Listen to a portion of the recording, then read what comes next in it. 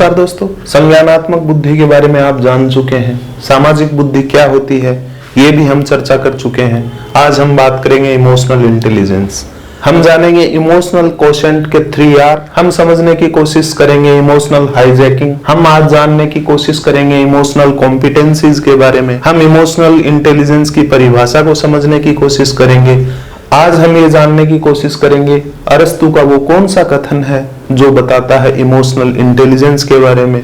आज हम ये भी जानने की कोशिश करेंगे कि इमोशनल इंटेलिजेंस व्यक्तिगत विकास में और संगठन की सफलता में कैसे महत्वपूर्ण कारक के रूप में उभरती है। क्या हम परिभाषाओं को ध्यान से पढ़कर भावनात्मक बुद्धि के एसेंस को जान सकते हैं। आज के एपिसोड में यही सब कुछ हम चर्चा करेंगे। अगर आपको एपिसोड अच्छा लगे तो जिनके लिए उपयोगी हो सकता है उनको फॉरवर्ड अवश्य करना, उनके साथ शेयर अवश्य करना। इमोशनल इंटेलिजेंस नामक टर्म सबसे पहले पीटर सलोवी और जॉन मायर ने दिया था, लेकिन इसको सबसे ज्यादा लोकप्रिय बनाया डेनियल गोलमैन की एक पुस्तक है emotional intelligence why it matters. इस पुस्तक के पब्लिश होने के पश्चात भावनात्मक बुद्धि के बारे में बहुत ज्यादा लिखा जाने लगा, विस्तार से चर्चाएं होने लगी और साइकोलॉजिस्ट इस बात को समझने की कोशिश करने लगे कि व्यक्ति के विकास में, व्यक्ति के अंतर संबंधों में और संगठन के विकास और संगठन की सफलता में भावनात्मक बुद्धि का कितना योगदान है। क्या भावनात्मक बुद्धि से संपन्न व्यक्ति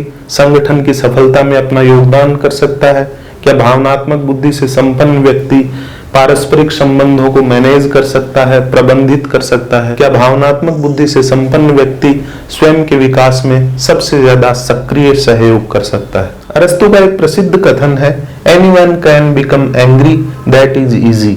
हर कोई क्रोधित हो सकता है, यह बहुत ही आसान है। But to angry with the right person, लेकिन सही व्यक्ति पर नाराज होना, टू द राइट डिग्री, उचित सीमा तक क्रोधित होना, एट द राइट टाइम, सही समय पर क्रुद्ध होना, फॉर द राइट पर्पज, सही उद्देश्य के लिए नाराजगी जाहिर करना, and in the right way, और सही तरीके से। दिस इज नॉट इजी, यह आसान नहीं। इस कथन में भावनात्मक इंटेलिजेंस का बहुत ही महत्वपूर्ण पहलू छिपा हुआ है। यह कथन हमें समझाता है कि हम स्वयं की भावनाओं को नियंत्रित रखें, प्रबंधित रखें और उन भावनाओं का सकारात्मक संदर्भ में उपयोग करें। उन भावनाओं का इस तरीके से उपयोग नहीं करें कि वो स्वयं के लिए घातक हों, आपसी संबंधों में बाधक बने और संगठनात्मक प्रभावशीलता को नकारात्मक तरीके से प्रभावित करें।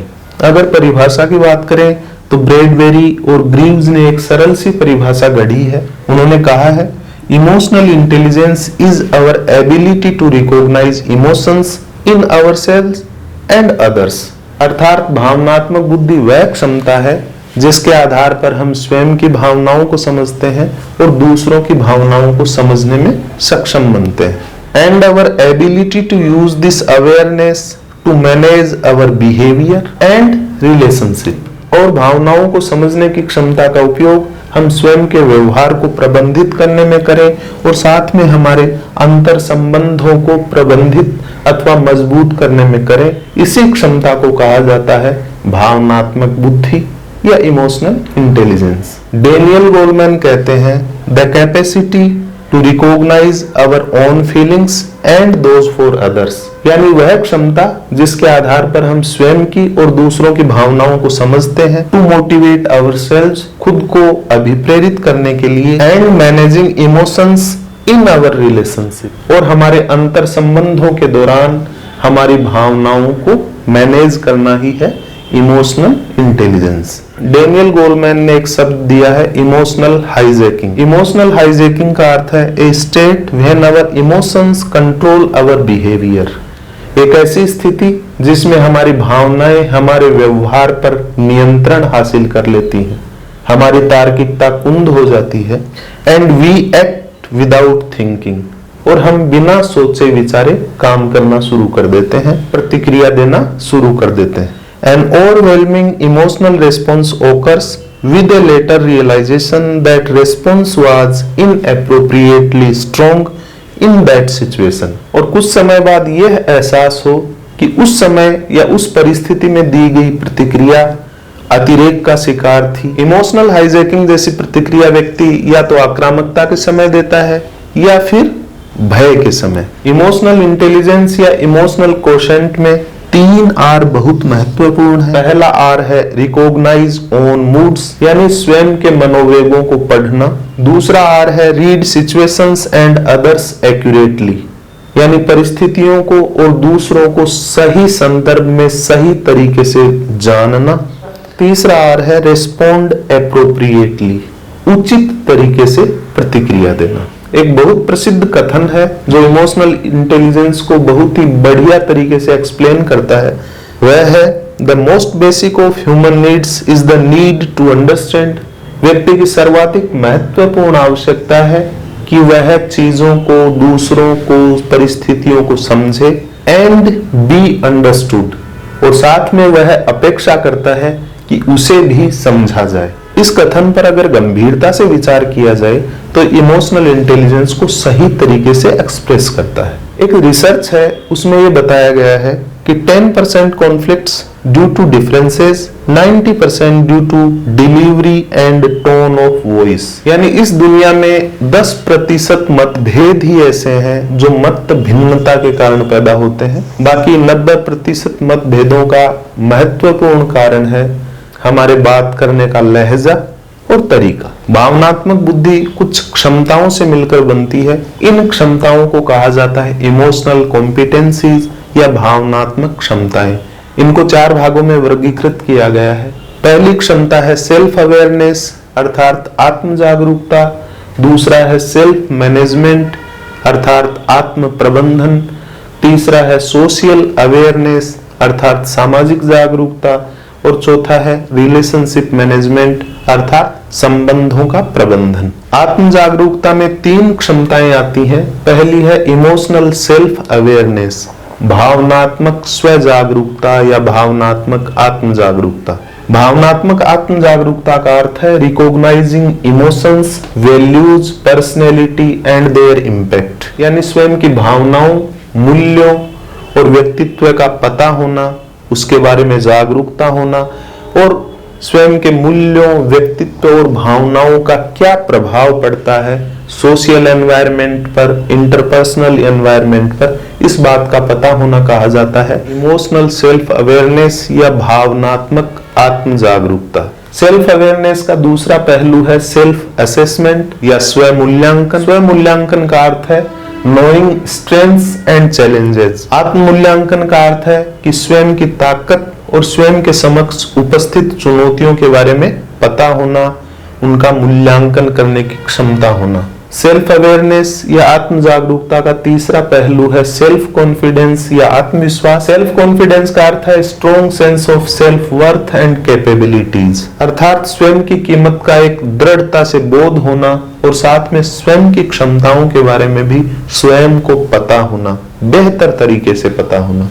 इसे कहा जाता है सेल्फ कॉन्फिडेंस या आत्मविश्वास। भावनात्मक क्षमताओं का दूसरा पार्ट कहा जाता है सेल्फ मैनेजमेंट या आत्म प्रबंधन, स्व प्रबंधन। स्व प्रबंधन या आत्म प्रबंधन के 5 पार्ट माने जाते हैं। पहला है इमोशनल सेल्फ कंट्रोल, भावनात्मक स्व नियंत्रण। इमोशनल सेल्फ कंट्रोल का अर्थ है managing distressing feeling to limit the negative impact to others, यानी ऐसी भावनाएं, ऐसी फीलिंग जो हमें दबाव में लाती हैं, उनको मैनेज करना ताकि उन भावनाओं का दूसरों पर नकारात्मक प्रभाव ना पड़े। इसे कहा जाता है इमोशनल सेल्फ कंट्रोल, भावनात्मक स्व नियंत्रण। आत्म प्रबंधन का दूसरा पार्ट है ट्रस्टवर्दीनेस अर्थात विश्वसनीयता।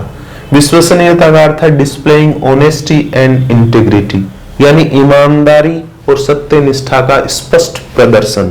आत्म प्रबंधन का तीसरा पार्ट है एडेप्टेबिलिटी या अनुकूलनशीलता। अनुकूलनशीलता का अर्थ है flexibility in adapting to changing situations और ऑब्स्टेकल्स, यानी बदलते हुए परिवेश या पर्यावरण के साथ स्वयं में ऐसी क्षमता विकसित करना कि हम उस पर्यावरण के साथ स्वयं को अनुकूलित कर सकें, उसमें सहज तरीके से रह सकें। अगर बाधाएं आती हैं तो उसमें भी हम स्वयं को सही तरीके से प्रबंधित कर सकें, सही तरीके से व्यवहार कर सकें। इसे कहा जाता है एडेप्टेबिलिटी। स्व प्रबंधन का चौथा पार्ट है अचीवमेंट ड्राइव। अचीवमेंट ड्राइव का अर्थ है उपलब्धि के प्रति एक विशिष्ट झुकाव, एक लगाव, यानी उद्देश्यों का निर्धारण करना, और उसके बाद उन उद्देश्यों की प्राप्ति के लिए प्रयास करना, इसे कहा जाता है अचीवमेंट ड्राइव। सेल्फ मैनेजमेंट का 5वां पार्ट है इनिशिएटिव या पहल। पहल का अर्थ है रेडीनेस टू एक्ट, यानी काम करने के प्रति तत्परता। आइडेंटिफाई सॉल्यूशन अर्थात समाधानों के लिए लगातार प्रयास। भावनात्मक क्षमता का तीसरा पहलू है सोशल अवेयरनेस या सामाजिक जागरूकता। सामाजिक जागरूकता का पहला पार्ट है एम्पैथी। एम्पैथी को हिंदी में कहते हैं समानुभूति। समानुभूति का अर्थ है active interest in others needs, feelings, concerns, यानी दूसरों की चिंता, दूसरों की भावनाएं और दूसरों की आवश्यकताओं के प्रति सक्रिय रुचि लेना कहा जाता है एम्पैथी। सोशल अवेयरनेस का दूसरा पार्ट है सर्विस ओरिएंटेशन। सर्विस ओरिएंटेशन का अर्थ है anticipation, recognition and meeting the needs of customers, यानी जुड़े हुए लोगों की आवश्यकताओं के बारे में पहचान करना, उनके बारे में पहले से पता लगाना और उन आवश्यकताओं को पूरा करना। सोशल अवेयरनेस का तीसरा पार्ट है ऑर्गेनाइजेशनल अवेयरनेस अर्थात सांगठनिक जागरूकता। इसका अर्थ है recognition of organisational expectations and act accordingly, यानी संगठन की अपेक्षाओं की पहचान और उन अपेक्षाओं के अनुरूप कार्य करना कहा जाता है ऑर्गेनाइजेशनल अवेयरनेस। भावनात्मक क्षमताओं का चौथा पहलू है रिलेशनशिप मैनेजमेंट या संबंधों का प्रबंधन। संबंधों के प्रबंधन में आता है कम्युनिकेशन या संवाद। संवाद का अर्थ है एक्टिव लिसनिंग, सक्रिय तरीके से सुनना, क्लियर मैसेजिंग, स्पष्ट मैसेज देना, स्पष्ट बात कहना। संबंध प्रबंधन का दूसरा पार्ट है कॉन्फ्लिक्ट मैनेजमेंट या संघर्ष या विवाद या मतभेदों का प्रबंधन करना अर्थात रिजोल्विंग डिसएग्रीमेंट्स, यानी कहीं भी कोई मतभेद है तो उनको रिजोल्व करना, उनको सुलझाना। इसका तीसरा पार्ट है लीडरशिप या नेतृत्व अर्थात इंस्पायर एंड गाइड, लोगों को प्रेरित करना, उनको मार्गदर्शन देना। चौथा पार्ट है कोलाबोरेशन या सहयोग। सहयोग का अर्थ है डेवलप टीम्स, यानी टीम का निर्माण करना, समूहों का निर्माण करना ताकि काम करने में आसानी हो। पांचवा पार्ट है डेवलपिंग अदर्स, दूसरों को विकसित करना, उनकी हेल्प करना। Providing opportunities to build their abilities, यानी दूसरों को वह अवसर उपलब्ध करवाने की क्षमता होना जिससे वो अपनी क्षमताओं को विकसित कर सके, इसे कहा जाता है डेवलपिंग अदर्स। इस तरह भावनात्मक कॉम्पिटेंसी के 4 पहलू हैं। इन 4 पहलुओं में बहुत सारी कॉम्पिटेंसीज या क्षमताएं हैं। इन क्षमताओं से संपन्न व्यक्ति को कहा जाता है इमोशनली इंटेलिजेंट पर्सन। व्यक्तिगत विकास के साथ सांगठनिक विकास में भी भावनात्मक बुद्धि की बड़ी भूमिका है।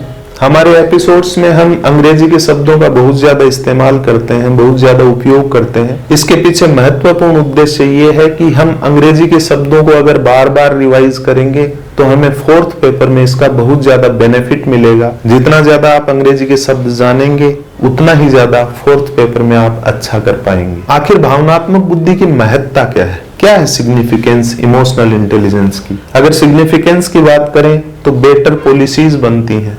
अगर प्रशासन में इमोशनली इंटेलिजेंट लोग हों तो उनमें एम्पैथी की एबिलिटी, कैपेबिलिटी पाई जाती है, तो दूसरों की आवश्यकताओं का, भावनाओं का बेहतर तरीके से मूल्यांकन कर पाते हैं, उनको जान पाते हैं और जनता की आवश्यकताओं और अपेक्षाओं के अनुरूप नीतियों का निर्माण करते हैं। इमोशनल इंटेलिजेंस से संपन्न व्यक्ति ही दूसरों को मोटिवेट कर सकता है। इसलिए संगठन में नेतृत्व अगर इमोशनली इंटेलिजेंट है तो वो संगठन के सब सदस्यों को बेहतर तरीके से मार्गदर्शन उपलब्ध करवाता है और साथ में उनको लीड करता है, उनको प्रेरित रखता है और इस तरह दी गई प्रेरणा संगठन की कार्यकुशलता में बढ़ोतरी करती है। इमोशनली इंटेलिजेंट लोग चेंज के प्रति स्वीकार्यता की भावना रखते हैं, इसलिए संगठनों में समय परिस्थिति के अनुसार अगर किसी परिवर्तन की जरूरत होती है तो वो बहुत ही आसान हो जाता है। इमोशनली इंटेलिजेंट लोग मोटिवेट रहते हैं। भावनात्मक बुद्धि संवाद को बेहतर बनाती है। बेहतर संवाद से संगठन के सारे सदस्य आपस में लगाव और जुड़ाव महसूस करते हैं और जब पूरा संगठन आपस में लगाव और जुड़ाव महसूस करता है तो संगठन का उद्देश्य प्राप्त करने में आसानी हो जाती है। इमोशनल इंटेलिजेंस टीम बिल्डिंग में सहायक है और अगर टीम बिल्ड हो जाए तो टारगेट को अचीव करना बहुत आसान है। मेरा आपसे अनुरोध है कि एपिसोड सुनने के बाद अपनी पुस्तक में भावनात्मक बुद्धि के बारे में कुछ पढ़ना और उसके बारे में 200 शब्द अपनी उत्तर पुस्तिका में अवश्य लिखना। आपको इसका बहुत ज्यादा फायदा मिलेगा। आज के एपिसोड में इतना ही। धन्यवाद, नमस्कार।